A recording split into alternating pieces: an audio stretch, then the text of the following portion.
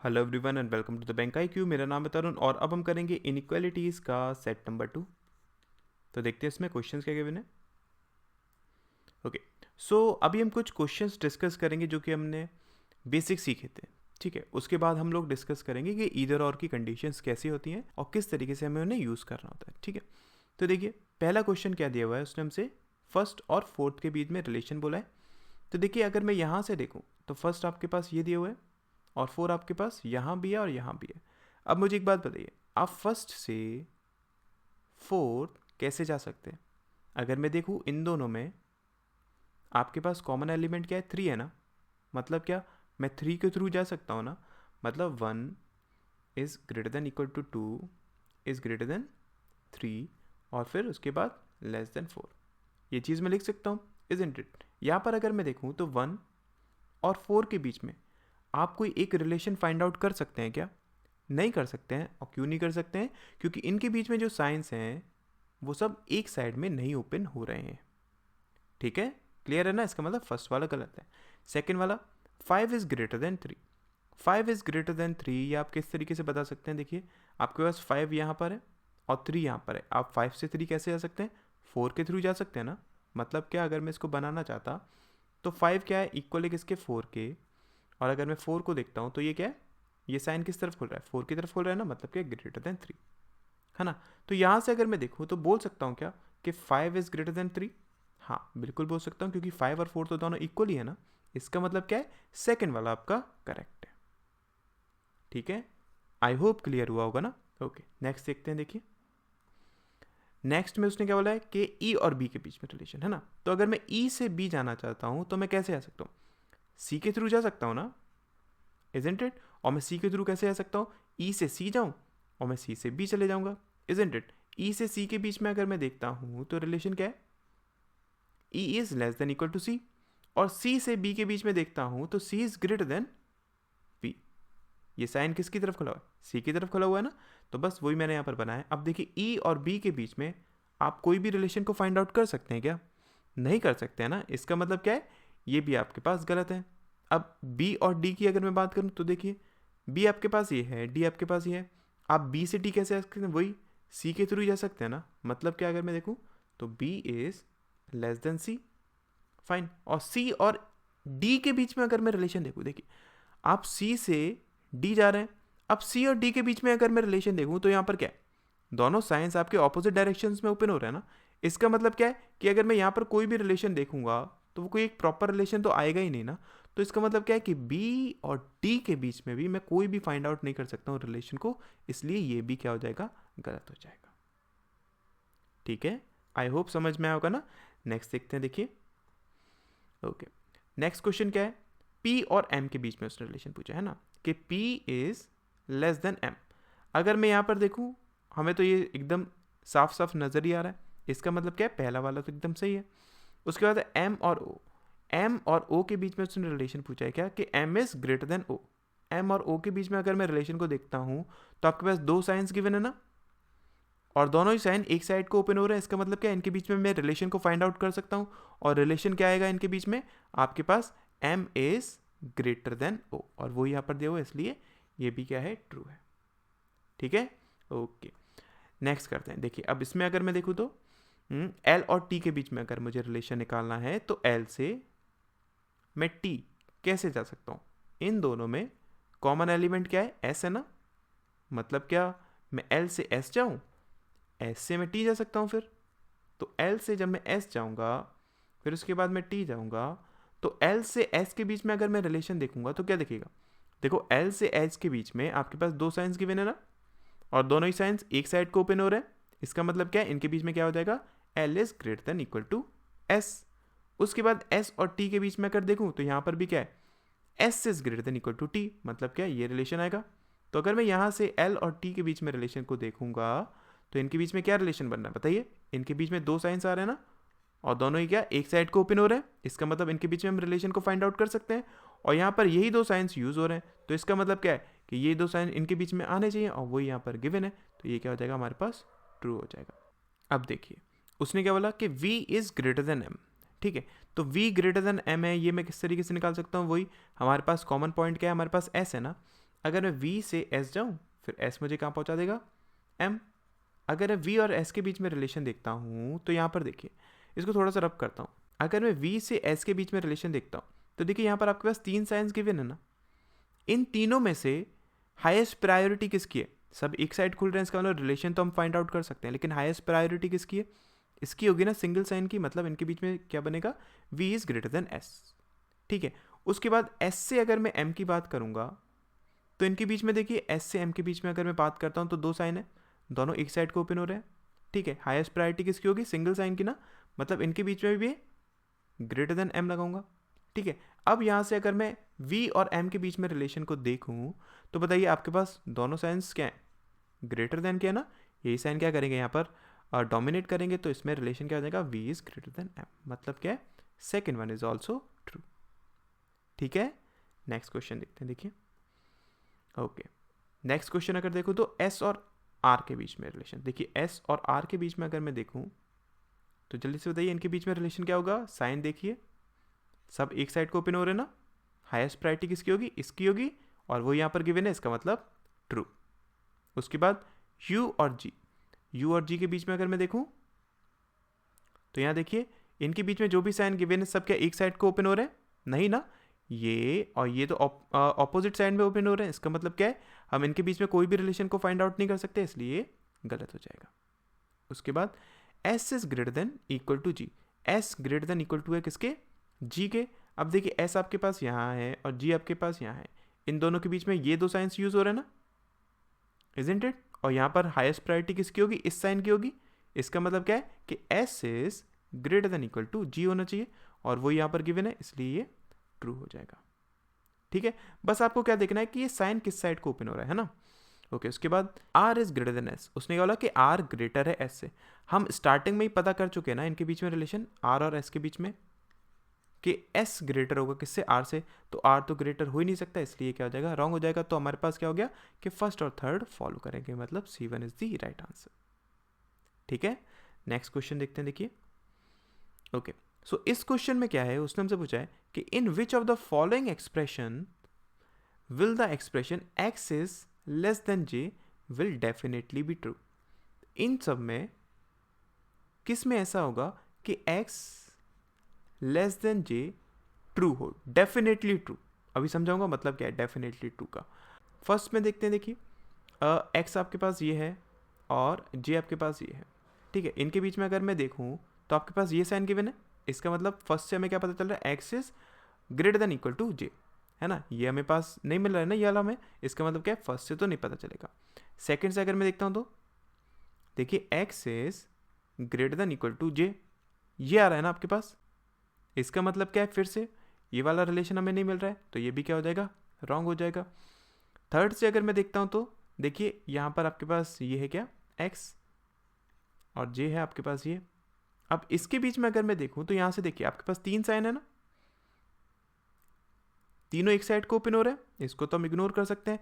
इसमें से highest priority किसकी होगी, सिंगल साइन की ना, मतलब क्या, ये किस साइड का ओपन हो रहा है, जे की तरफ ना, तो मैं बोल सकता हूँ x is less than j, और ये यहाँ पर गिवन है, इसका मतलब थर्ड वाला हमारे पास क्या होगा, ट्रू होगा, और डेफिनेटली ट्रू होगा। ठीक है, अगर फोर्थ को चेक करता हूँ तो देखिए इनके बीच में तो कोई रिलेशन निकल ही नहीं सकता है ना, इसका मतलब क्या है, ये तो गलत हो जाएगा। अच्छा, अब मैं बोल रहा था ना ये डेफिनेटली का मतलब क्या हुआ, इन केस हमारे पास अगर किसी एक्सप्रेशन में ये कंडीशन निकलती है x is less than equal to j, तो यहां पर अगर मैं देखूं इसका मतलब क्या हुआ कि x लेस देन हो सकता है j से और x इक्वल टू भी हो सकता है j से। इसमें हम ये वाला कंडीशन डेफिनेटली मतलब कंफर्म नहीं बोल सकते हैं ना, इसलिए इसमें आपका definitely x is less than j correct नहीं होता। इसीलिए मैंने आपको बताया कि ये वाला क्या होगा, डेफिनेटली होगा। उसने यहाँ पर कंफर्म बोल दिया क्या कि x लेस है किससे, j से। ठीक है, क्लियर हुआ ना। नेक्स्ट क्वेश्चन देखते हैं। देखिए ओके, अब इसमें हम जल्दी से एक बार और देख लेते हैं। उसने बोला है विच of the following expression will be true if this is definitely true. अच्छा, अगर ये एक्सप्रेशन आपके पास ट्रू है, इन दैट केस इनमें से कौन सी वाली कंडीशन हमारे पास ट्रू होगी। तो देखिए पहला n is less than equal to p, अगर मैं देखूँ n is less than equal to p, ये कंडीशन क्या होगी हमारे पास, ट्रू होगी क्या। n और p के बीच में रिलेशन क्या आ रहा है बताइए, उसमें तो ये आ रहा है ना, यहाँ पर ये वाला साइन डोमिनेट करेगा, मतलब क्या है, P is greater then N आ रहा है, और यहाँ पर क्या है, उसने बोला है N is less than equal to P, इसका मतलब ये क्या हो जाएगा, गलत हो जाएगा। ठीक है, उसने डेफिनेटली ट्रू की बात करी है। सेकंड देखिए, P is equal to M, P equal to M, ये भी हमारे पास गलत हो जाएगा। P is less than M, P is less than M। अब यहाँ देखिए, यहाँ पर तो हमारे पास क्या आ रहा था कि P is greater then N ना, इसका मतलब क्या है, ये भी गलत हो जाएगा। उसके बाद L is greater than equal to N, L is greater than equal to N, अगर मैं देखूंगा तो यहाँ पर देखिए L और N के बीच में क्या है आपके पास रिलेशन, यहाँ से भी तो ये आ रहा है ना कि L is greater then N, इसका मतलब क्या है, ये भी आपके पास रॉन्ग होगा, तो none is true is correct answer. ठीक है, आई होप आपको समझ में आया होगा ना। नेक्स्ट देखते हैं, देखिए ओके, सो अब डिस्कस करते हैं कि ईदर और क्या होता है, ईदर और की कंडीशंस कैसे होती है और कहाँ कहाँ वो फॉलो होगा। ठीक है, तो देखिए आप लोगों ने अगर स्लॉग्स पढ़ा होगा तो स्लॉग में देखा होगा आपका ईदर और की कंडीशंस होती हैं। सिमिलरली हमारे पास इनइक्वालिटीज़ में भी वही कंडीशंस होती हैं, बस थोड़ा बहुत चेंजेस है। क्या, सबसे पहले जो आपके पास रूल होना चाहिए वो क्या, कि दो किसी कंक्लूजन्स में आपका ईदर और लगेगा सिर्फ। ठीक है, दो से ज़्यादा में नहीं लगेगा, एक में कभी भी ईदर और नहीं लग सकता है। ईदर और का मतलब ये हो या तो ये या फिर वो, तो हमेशा दो कंक्लूजन्स में ही लगेगा। ठीक है, और दोनों कंक्लूजन में आपके एलिमेंट्स क्या होने चाहिए, सेम होने चाहिए। एलिमेंट्स क्या होने चाहिए, सेम होने चाहिए। मतलब क्या, जैसे कि पहले में दिया हुआ है कि I is greater than J, और दूसरे में दिया हुआ है O is less than equal to J, तो इन दोनों में कभी भी ईदर और नहीं लग सकता है। क्यों, क्योंकि यहाँ पर I J है और यहाँ पर क्या है, O और J है। ठीक है, ये आपके पास क्या हो गया, पहला रूल हो गया, मतलब क्या, दो में लगता है और दोनों में एलिमेंट्स क्या होने चाहिए, सेम होने चाहिए। सेकंड जो हमारे पास रूल है वो क्या है, कि जितने भी पॉसिबल साइन हो किसी भी दो एलिमेंट्स के बीच में,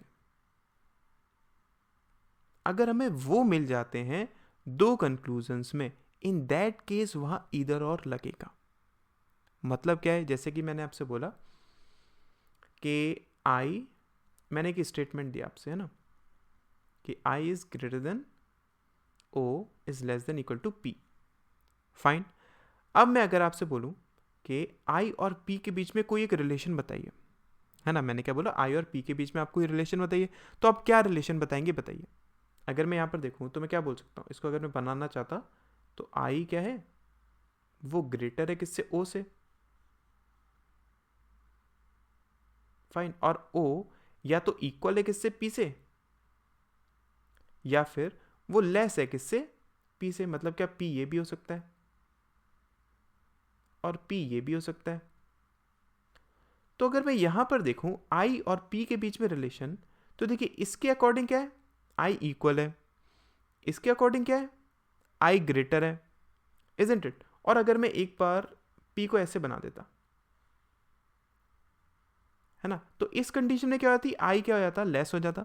मतलब क्या है कि इन दोनों के बीच में मैं कोई भी रिलेशन को फाइंड आउट नहीं कर सकता हूं ना, तो इनके बीच में पॉसिबल साइंस क्या है, या तो वो ग्रेटर होगा, या फिर वो इक्वल होगा, या फिर वो लेस होगा, इजंट इट। ये तीनों साइन यहाँ पर पॉसिबल है ना।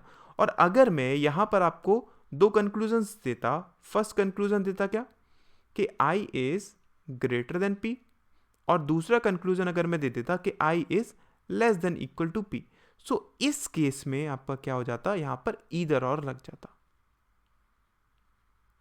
क्यों, क्योंकि यहां पर तो हम इनके बीच में कोई भी रिलेशन, एक स्पेसिफिक रिलेशन फाइंड आउट नहीं कर पा रहे थे, लेकिन हम अगर इन दोनों को मिक्स कर देंगे, इन दैट केस I और P के बीच में जितने भी पॉसिबल साइंस है वो हमें मिल जाएंगे, इसलिए यहां पर ईदर और लग जाएगा। ठीक है, अभी तक जितना समझ में आया उतना ही रखिए, कोई प्रॉब्लम नहीं है। अभी हम आगे जाके क्वेश्चंस करेंगे ना, तब वो चीज़ हमारे पास क्या हो जाएंगी, क्लियर होती जाएंगी। ठीक है, तो बस इतनी चीज़ जानिए क्या, कि आपके पास जो दो कंक्लूजन्स होंगे जिनमें ईदर और लगना है, वो दोनों ही क्या होने चाहिए, एलिमेंट्स सेम होने चाहिए। ठीक है, और उनके बीच में जितने भी पॉसिबल साइंस है वो होने चाहिए। ठीक है, ये चीज़। और एक और लिख लीजिए कि दोनों क्या होने चाहिए, गलत होने चाहिए, तभी तो आप उसमें ईदर और का सोच सकते हैं। अगर वो राइट ही होंगे तो उसमें आप ईदर और कभी भी सोचेंगे नहीं ना। ठीक है, अच्छा चलिए नेक्स्ट करते हैं। अब क्वेश्चन इसमें कुछ डिस्कस कर लेते हैं, है ना। जैसे कि मैंने यहाँ पर बोला 1 और 2 के बीच में। अब मुझे एक बात बताइए, 1 और 2 के बीच में अगर मैं आपसे कोई एक रिलेशन पूछूं, आप कोई एक रिलेशन फाइंड आउट कर पाएंगे क्या? नहीं फाइंड आउट कर पाएंगे ना। मतलब क्या कि 1 और 2 के बीच में ग्रेटर का भी हो सकता है साइन, लेस का भी हो सकता है साइन, और इक्वल का भी हो सकता है साइन। अब आप लोग बोल रहे होंगे सर यहाँ पर तो इक्वल गिवन ही नहीं है, तो कैसे हो सकता है? देखिए, अगर मैं 1 को यहाँ बनाता हूँ, उसने हमसे क्या बोला है कि 1 ग्रेटर है किससे? 3 से। ठीक है, 1 ग्रेटर है 3 से, और 3 क्या है? वो लेस है किससे? 2 से। मतलब क्या, अगर मैं 2 को बनाना चाहूँ तो ये बना सकता हूँ ना, इन दोनों के बीच में तो ये रिलेशन बन सकता है ना। तो अगर यहाँ से देखूंगा तो 1 और 2 तो इक्वल आ सकते हैं ना। इसका मतलब क्या है कि यहाँ पर आपके पास इक्वल टू का भी साइन हो सकता है, लेस का भी साइन हो सकता है, और ग्रेटर का भी साइन हो सकता है। तो इसका मतलब क्या है कि 1 और 2 के बीच में तीनों साइन होने चाहिए।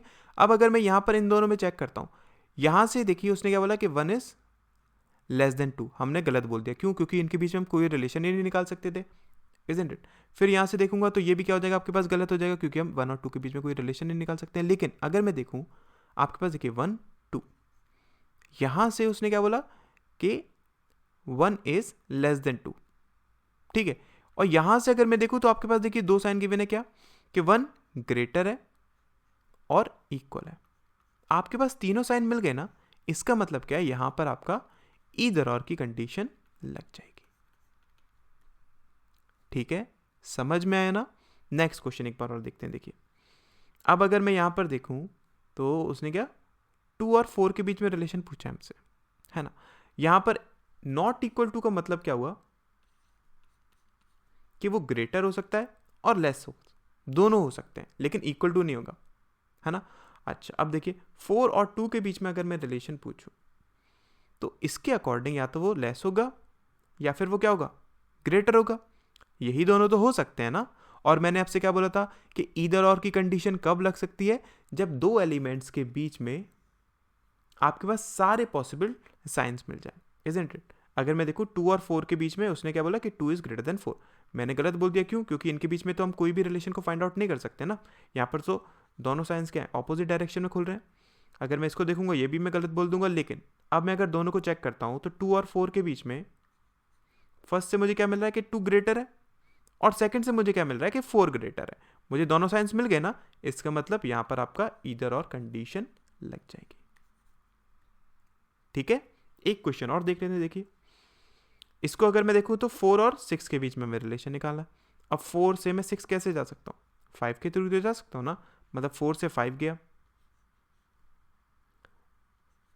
ठीक है, फिर 5 से 6 गया। अब अगर मैं इनके बीच में रिलेशन देखूंगा तो एक रिलेशन निकाल सकता हूं क्या? नहीं निकाल सकता हूं। क्यों? क्योंकि यहां पर देखिए आपके पास दोनों साइंस क्या खुल रहे हैं? ऑपोजिट डायरेक्शन में। तो एक कोई पर्टिकुलर रिलेशन तो हम इनके बीच में नहीं फाइंड आउट कर सकते हैं, इजंट इट। लेकिन अब मैं अगर देखूं इनके बीच में क्या क्या आपके पास सिंबल्स हो सकते हैं, तो देखिए इन दोनों के बीच में अगर मैं देखूं तो उसने क्या बोला कि 4 इज ग्रेटर देन 5। ठीक है, और इनके बीच में उसने क्या बोला कि 5 इक्वल नहीं है किससे? 6 से। इसका सिंपल सा मतलब ये हुआ कि 4 और 6 के बीच में ग्रेटर देन, लेस देन और इक्वल टू का भी साइन हो सकता है। आई होप आप लोग समझे होंगे ऐसा क्यों है कि यहां पर इक्वल टू का है, क्योंकि उसने 5 और 6 का इक्वल होने के लिए मना किया हुआ है। उसने 6 और 4 के लिए मना नहीं किया हुआ है। मतलब अगर मैं इसको बनाना चाहता तो 4 इज ग्रेटर देन 5 ये बना देता, और अगर मैं 6 को बनाना चाहता तो उसने कहा कि 5 6 से या तो बड़ा है या फिर छोटा है। मतलब कि या तो 6 ये हो सकता है या फिर 6 ये भी तो हो सकता है ना। तो यहाँ पर इन दोनों के बीच में तो रिलेशन क्या बन सकता है? इक्वल का भी बन सकता है। अगर मैं ये बनाना चाहता तो ग्रेटर का भी हो सकता है और ये भी हो सकता है। इसका मतलब क्या है? इनके बीच में कोई भी पॉसिबल साइन बन सकते हैं। और यहाँ पर देखिए आपके पास फर्स्ट में क्या गिवन है? 4 और 6 के बीच में ग्रेटर देन 4 और इक्वल, और सेकंड में क्या गिवन है कि 4 इज ग्रेटर देन, मतलब यही साइन गिवन है। क्या तीनों साइन यहां पर हैं आपके पास? नहीं है ना। इसलिए इन दोनों के बीच में ईदर और नहीं लगेगा, नीदर नॉर लगेगा।